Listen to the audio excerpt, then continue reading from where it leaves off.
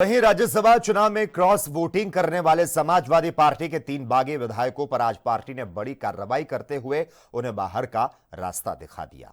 इस कार्रवाई की जानकारी सपा ने सोशल मीडिया पर साझा की। हालांकि अब भी ऐसे 5 बागी विधायक हैं जिन पर पार्टी ने कोई निर्णय नहीं लिया। आखिर क्यों इन विधायकों पर अब तक कार्रवाई नहीं हुई, इस सवाल का जवाब जानने के लिए हमारे संवाददाता जितेंद्र सिंह ने सपा से निष्कासित विधायक मनोज पांडे से खास बातचीत की। आइए सुनते हैं कि आखिर अपने निष्कासन पर उन्होंने क्या कुछ कहा। समाजवादी पार्टी ने आज सोशल मीडिया पे पोस्ट किया। वो पोस्ट में 3 विधायकों को जो कि बागी विधायक कहे जा रहे थे उनको कहीं ना कहीं निष्कासित करने के लिए बात समाजवादी पार्टी की ओर से आई है। और हमारे साथ बातचीत करने के लिए मनोज पांडे जी हैं। सर, आज सपा ने अपने ट्विटर हैंडल पर कर दिया निष्कासित करने का 3 लोगों की। यार जो क्रॉस वोटिंग थी वो 7 लोगों की थी, लेकिन 3 को निष्कासित किया।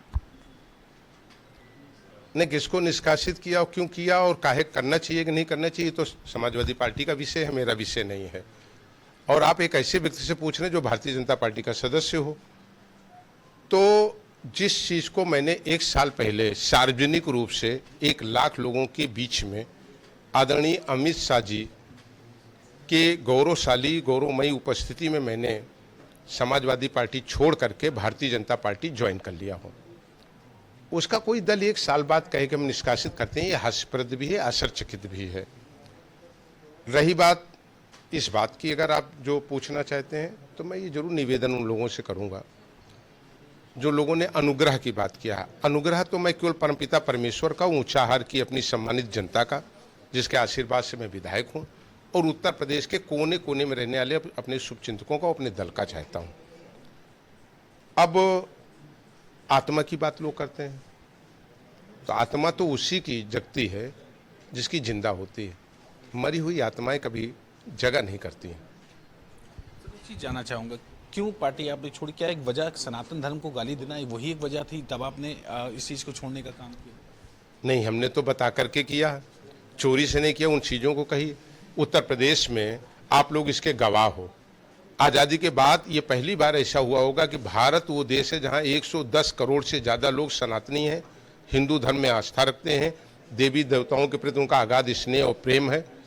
जब उस देश में एक राज्य जो सबसे बड़ा राज्य हो, वहाँ चंद लोग किसी के इशारे पर और उनको उनके पल्लवी तो पोषित होने पर रामचरितमानस को जलवाने का काम करें, प्रभु राम के बारे में अशब्द कहने का काम करें, हिंदू देवी देवताओं के प्रति अशब्द कहें, सीता मैया के बारे में अशब्द कहें, गंगा मैया को नाला कहें, ये मनोज पांडे को न पहले स्वीकार था, न आज स्वीकार है। मैंने आपसे कहा, निवेदन किया, राजनीति, पद और प्रतिष्ठा मेरे लिए कोई ऐशो आराम का साधन नहीं है, सेवा का माध्यम है कि गरीब कमजोर समाज के अंतिम पायदान पर खड़े लोगों को हम कैसे न्याय दिला पाएं, हम इसके लिए राजनीति करते हैं।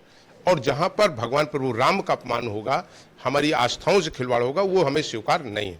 एक आखिरी सवाल, आगे किस तरह का कदम होगा आपको? वो तुमसे कहा था ना, आगे 27 का चुनाव है, चुनाव के बाद क्या कदम होगा आपका? आगे क्या ऊंचाहार से चुनाव लड़ेंगे आप? आगे क्या किस तरह का कदम होगा? नहीं, ऊंचाहार नहीं लड़ेंगे तो कहाँ लड़ेंगे? ऊंचाहार की जनता ही हमारा परिवार है, ऊंचाहार ही हमारी जिंदगी है, ऊंचाहार ही हमारी सोच है। जब तक ऊंचाहार के अंतिम व्यक्ति को न्याय नहीं दिला देंगे तब तक हम ऊंचाहार के लिए काम करते रहेंगे। जब तक ऊंचाहार के जो लोग हैं उनको न्याय नहीं दिलाएंगे तब तक ऊंचाहार की सेवा करते रहेंगे। और प्रभु श्री राम को अगर इस तरह ही कुछ कहने का काम किया जाए, सनातन धर्म को कहा जाएगा, तो उसके विरोध में मनोज पांडे हमेशा रहेंगे। Camera person Saurabh Singh, ANB news.